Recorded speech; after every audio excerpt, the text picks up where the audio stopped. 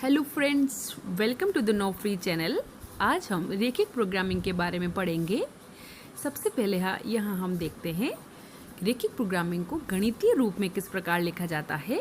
जैसा कि आप देख सकते हैं, सबसे पहले उद्देश्य फलन जिसे अधिकतम या न्यूनतम रूप में लिखा जाता है, साथ ही कुछ व्यवरोध असमीका के रूप में लिखे जाएंगे, जिन्हें दो ऋणोत्तर व्यवरोध के साथ लिखा जाता है। इन रेखाओं को ग्राफ में इस प्रकार प्रदर्शित कर सकते हैं, जैसा कि आप चित्र में देख सकते हैं। आइए इसे हल करने के तरीके देख लेते हैं। सबसे पहले हम प्रश्न में दिए हुए व्यवरोध को या असमीका को समीकरण में बदलकर उसे रेखा के निर्देशांक बिंदु x और y को एक एक करके 0 मानते हुए सारणिक रूप में लिख देंगे।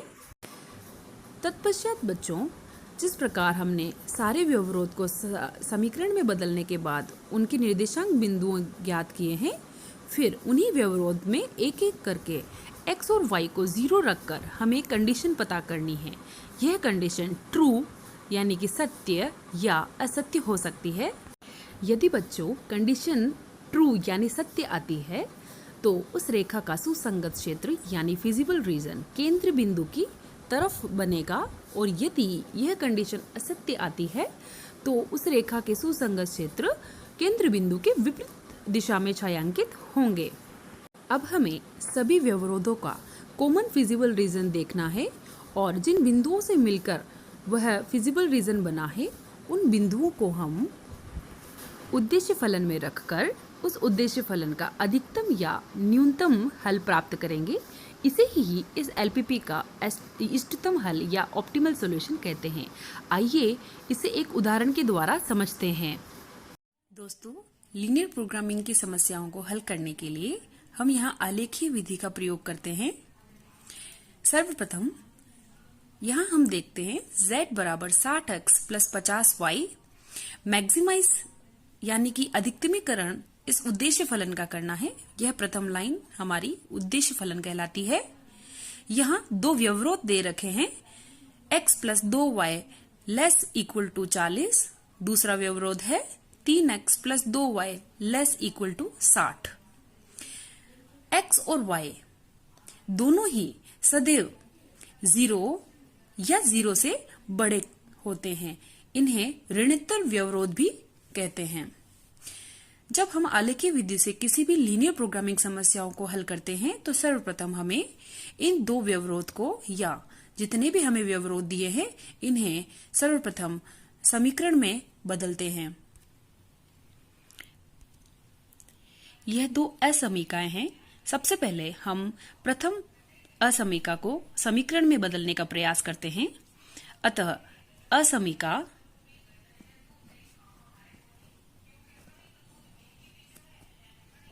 x plus 2y less equal to 40 को समीकरण में बदलने पर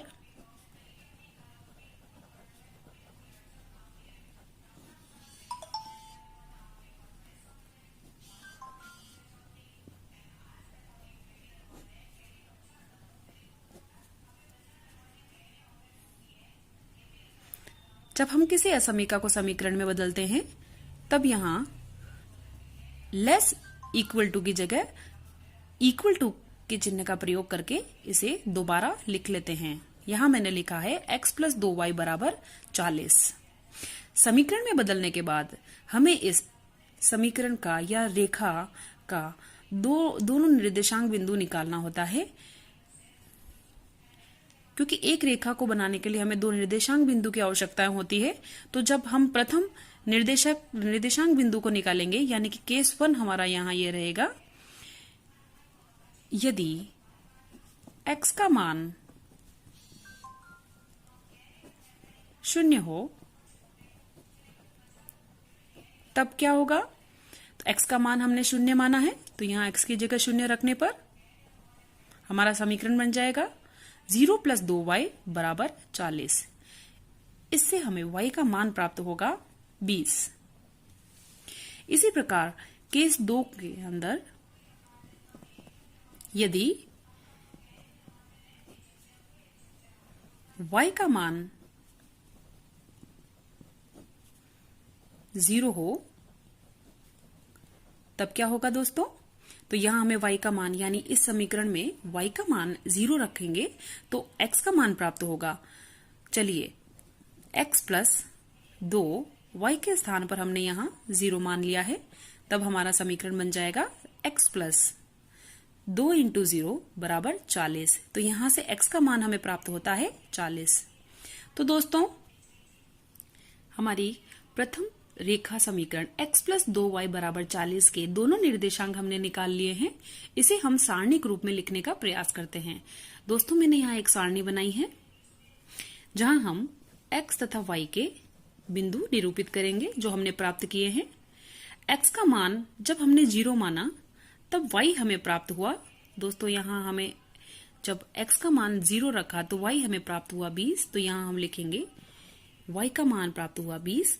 इसी प्रकार से जब हमने y का मान 0 माना तब x प्राप्त हुआ हमें 40। तो दोस्तों इस रेखा के दोनों निर्देशांक बिंदु हमने सारणिक रूप में लिख दिए हैं। इसी प्रकार से हमें पुनः हम उस व्यवरोध को देखेंगे जहां हमने पहले व्यवरोध के दोनों निर्देशांक बिंदु निकाल लिए हैं। अब हम दूसरे व्यवरोध को लेते हैं और इसे सबसे पहले समीकरण में बदलने का प्रयास करते हैं। असमीका 3x plus 2y less equal to 60 को दोस्तों हम किस में बदलेंगे? इसे समीकरण में बदलेंगे। समीकरण में बदलने पर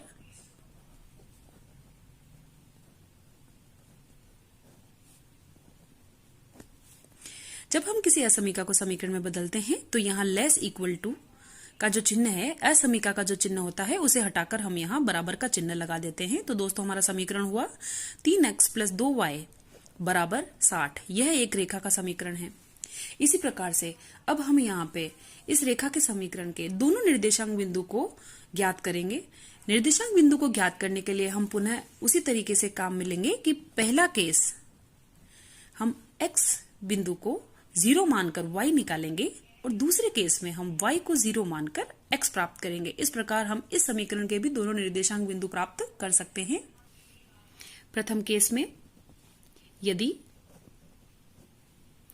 x बराबर 0 हो तब यहां इस समीकरण में हम x का मान 0 रखते हैं, तब समीकरण बनता है 3 इंटू 0 प्लस 2y बराबर 60। 0 से 3 को गुणा करने पर यहाँ 0 हो जाता है तो हमारा समीकरण बचता है 2y बराबर 60। तब यहाँ हमें y का मान प्राप्त होता है 30। इसी प्रकार केस 2 में हम दूसरा निर्देशांक बिंदु प्राप्त कर लेते हैं।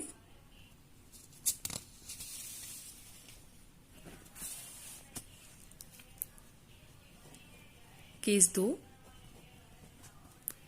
यदि y बराबर 0 हो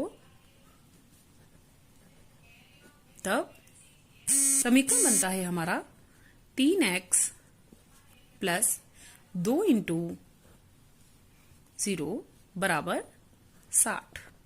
यहां हमने y का मान 0 रखा है दूसरे केस में, तो समीकरण प्राप्त होता है 3x बराबर 60 और बच्चों यहाँ x का मान हमें 20 प्राप्त हो जाता है।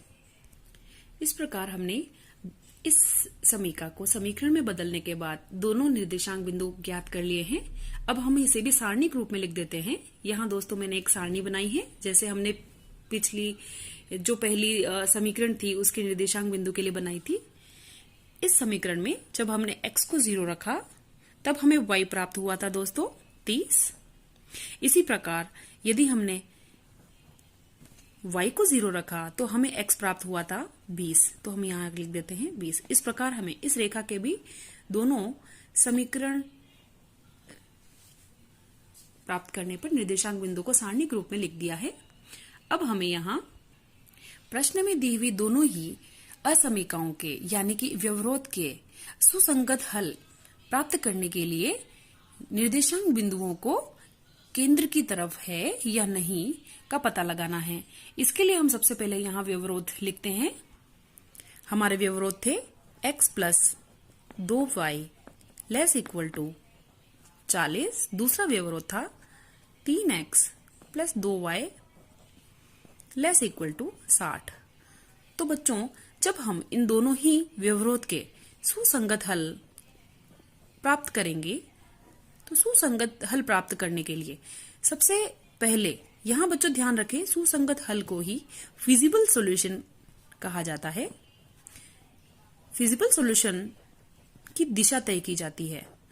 जब हमें सुसंगत हलों की दिशा तय करनी हो, तब हमें दोनों ही व्यवरोध में x और y के मान को 0-0 रखकर हमें इन दोनों की कंडीशन चेक करनी पड़ेगी, कंडीशन देखनी पड़ेगी। तब यहां हम सबसे पहला व्यवरोध लेते हैं। पहला व्यवरोध x plus 2y less equal to 40। x और y को दोनों ही असमीकाओं में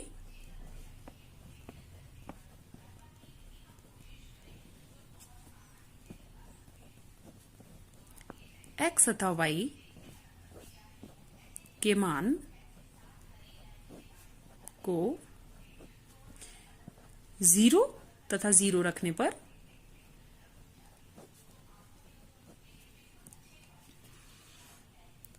x का मान 0 plus 2 into 0 less equal to 40। दूसरा व्यवरोध हमें प्राप्त होगा 3 into 0 plus 2 into 0 less equal to 60।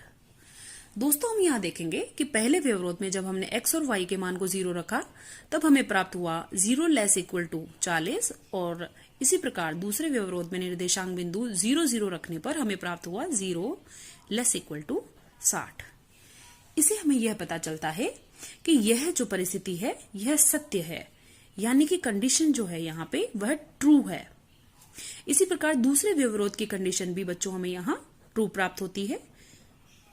Condition सत्य होने का अर्थ यहाँ है कि 0 हमेशा 40 से छोटा ही है और 0 हमेशा 60 से छोटा ही है। तो यह परिस्थिति, यह कंडीशन ट्रू मिलती है हमें। इसका अर्थ बच्चों यह मानेंगे हम कि इन दोनों ही असमीकाओं के सुसंगत हल केंद्र की तरफ प्राप्त होंगे। जरा सोचिए बच्चों, अगर हमें इन व्यवरोधों के कंडीशन ट्रू प्राप्त नहीं होती, फॉल्स प्राप्त होती, यानी कि यह असत्य प्राप्त होती, तब हम यह मानते कि इन दोनों व्यवरोध के जो सुसंगत हल होंगे वो केंद्र के विपरीत दिशा में प्राप्त होंगे। अब हम यहाँ पे जो दोनों व्यवरोध दिए हुए थे प्रश्न में, इन दोनों व्यवरोध को ग्राफ में इनके निर्देशांक बिंदुओं के द्वारा प्रदर्शित करेंगे। यहाँ हमने एक ग्राफ बनाने का प्रयास किया है। 0-0 मैंने केंद्र बिंदु लिए हैं, जहां से y अक्ष और x अक्ष बनाया है। प्रत्येक बिंदु को मैंने 10-10 के अंतराल को देते हुए 10, 20, 30, 40 x अक्ष पर निरूपित किए हैं। उसी प्रकार से y अक्ष पर हमने 10, 20, 30, 40 10 बिंदुओं के अंतराल के रूप में निरूपित किया है। अब हमें पहली असमीका को समीकरण बनाने पे जो निर्देशांक बिंदु हमने प्राप्त किए थे, उस सारणिक को फिर से देखेंगे और उस सारणिक के अनुसार हम यहाँ पुनः उन रेखा को निरूपित करने का प्रयास करेंगे। तो दोस्तों, प्रथम रेखा के जो हमने निर्देशांक बिंदु प्राप्त किए थे, उसकी सारणी फिर से देख लेते हैं। इस सारणिक में हमें 2 बिंदु प्राप्त हुए थे, x 0, y 20। तो 0 तथा 20 को हम निर्देशांक बिंदु ग्राफ में प्रदर्शित करने का प्रयास करते हैं। 0 तथा 20, यानी कि वह y पे बिंदु 20 पर निरूपित होगा। यह बिंदु मैंने यहां लिख दिया है, इसके निर्देशांक है 0,20। इसी प्रकार से उसी रेखा का दूसरा बिंदु 40,0, यानी x एक्स पर 40 और y एक्स पर 0।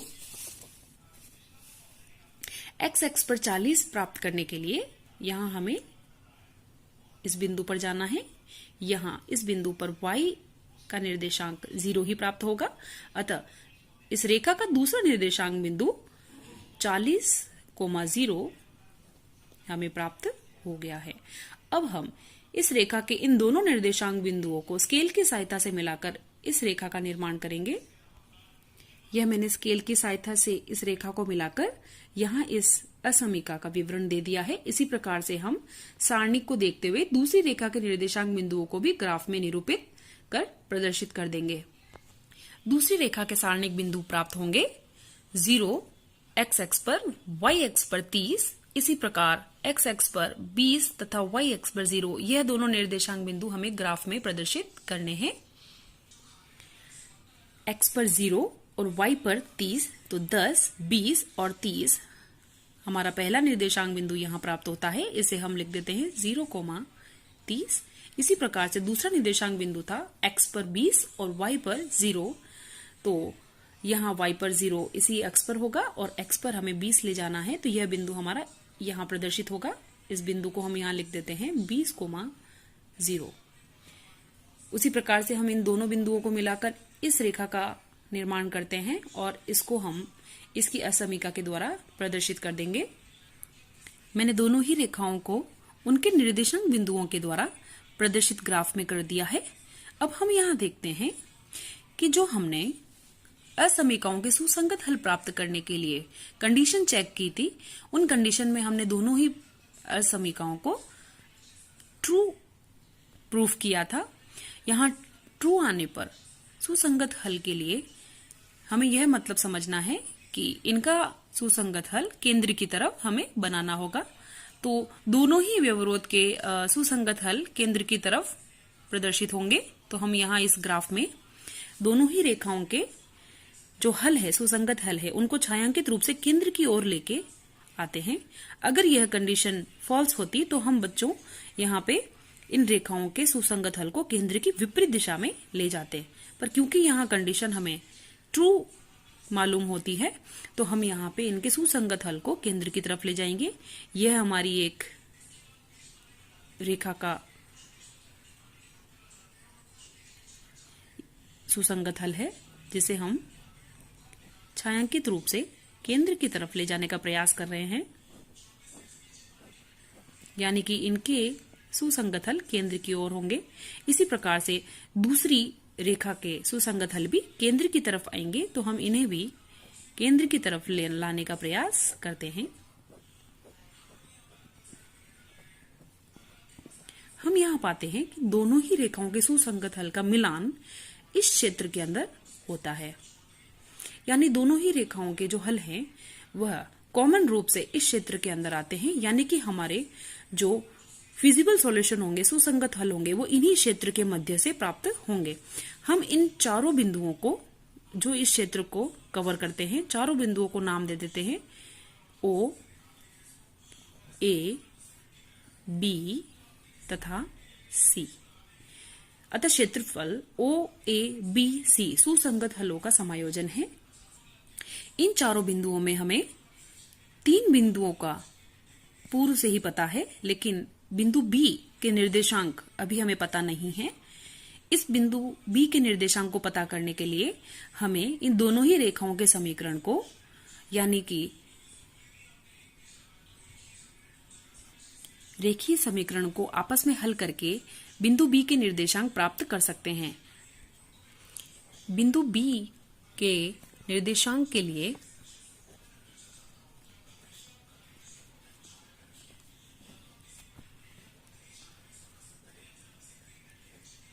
हमने दोनों रेखाओं को लिख लिया है।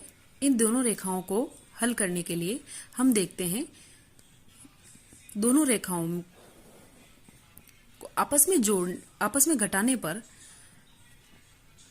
नीचे की रेखा के चिन्ह बदल देते हैं।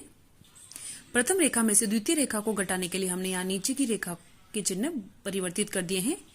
अब इन्हें हम हल करें तो x और 3y में यहाँ शेष बचता है 2x, चिन्ह यहाँ माइनस का आएगा, और माइनस के 2y और प्लस के 2y वापस में हल होकर 0 बना लेते हैं, +0। 40 और 60 में से घटाने पर यहाँ बचते हैं माइनस के 20। तो बच्चों जब यहाँ हम x का हल प्राप्त करेंगे तो यहाँ x का हल आएगा 10। x के मान 10 को किसी भी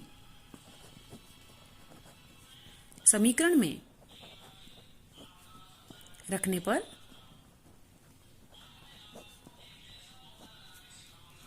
तो यहां हम इन दो रेखाओं के समीकरण में से किसी भी रेखा के समीकरण में इस x के मान को रखेंगे तो हमें y का मान प्राप्त हो जाएगा।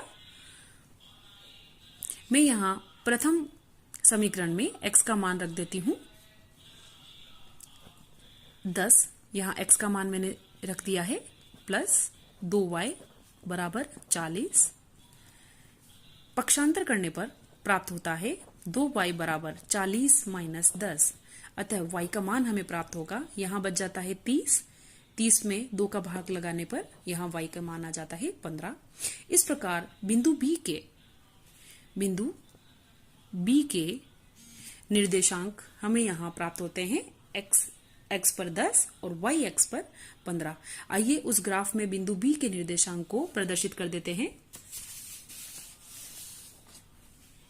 यहां बिंदु B के निर्देशांक हमें प्राप्त होंगे x का मान 10 और y का मान 15। इस प्रकार हमें सुसंगत हलों को प्राप्त करने के लिए रैखिक समीकरण को हल करना पड़ा और अब हमें चारों ही बिंदुओं के निर्देशांक बिंदु प्राप्त हो गए हैं।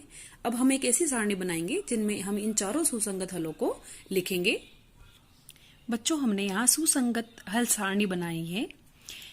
सबसे पहले हमने सुसंगत बिंदु यानी कि हमारे ग्राफ में जो चारों बिंदुओं में सुसंगत हल हमें दोनों समीकरणों का कॉमन प्राप्त हुआ था, इन्हीं सुसंगत हलों को हम यहाँ सारणी में लिखेंगे और मैंने क्रमबद्ध इन बिंदुओं को लिख दिया है O, A, B और C।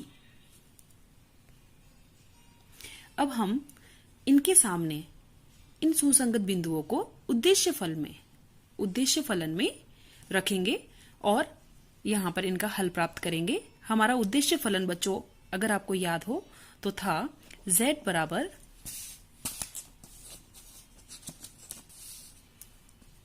60x plus 50y। इस उद्देश्य फलन में हमने जब हमारा प्रथम बिंदु O रखा जिसके निर्देशांक 0 0 है तो z बराबर प्राप्त होता है 60 इंटू 0 प्लस 50 इंटू 0। तो यहां उत्तर हमें 0 प्राप्त होता है। दूसरा बिंदु A जिसके निर्देशांक बिंदु 0, 20 है उसे रखने पर उद्देश्य फलन का हल प्राप्त होगा 60 इंटू 0, x की जगह हमने 0 रखा प्लस 50 इंटू 20, y का मान हमें इस बिंदु के अनुसार हमने 20 रखा तो हमें हल प्राप्त हुआ, यह 0 हो जाएगा। तो 50 इंटू 20 यह हल होगा 1000। इसी प्रकार से जब हमने बिंदु B को Z में रखा तो 60 इंटू 10 प्लस 50 इंटू 15, x और y के मान को हमने यहाँ इनकी जगह पर रख दिया और अब हमारे इस उद्देश्य फलन का हल प्राप्त होगा। चारों ही सुसंगत बिंदुओं को उद्देश्य फलन में रखने पर इनके हमें हल प्राप्त हो गए हैं। प्रश्नानुसार उद्देश्य फलन का अधिकतमीकरण करना है।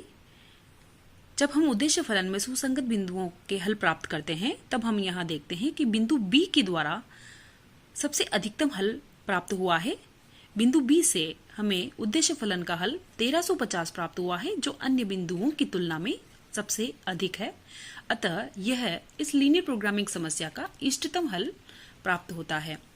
अतः रैखिक प्रोग्रामिंग समस्या जो कि प्रश्नानुसार हमें यह दी हुई थी, अधिकतम z बराबर 60x प्लस 50y, यहाँ व्यवरोध x plus 2y less equal to 40, 3x plus 2y less equal to 60, x greater equal to 60, y greater equal to 60 का इष्टतम हल बिंदु B से 1350 प्राप्त होता है।